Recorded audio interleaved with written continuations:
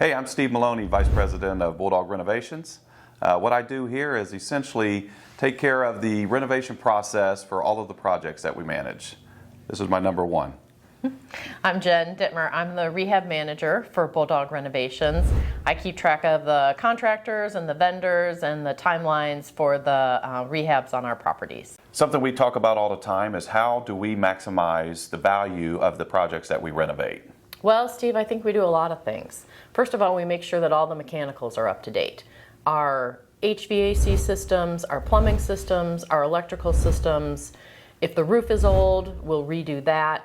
And then there's the cosmetic work. A lot of times we walk into a property and they've inherited it from grandma, or they've had a tenant in there and unfortunately it's fallen into somewhat of disrepair, or it's just really old and it needs to be updated.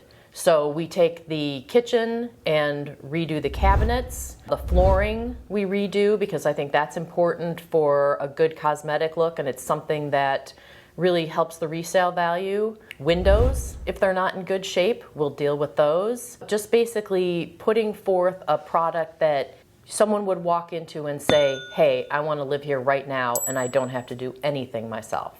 So if you want to learn more about Bulldog Renovations and how we can help you, just click the link in our bio.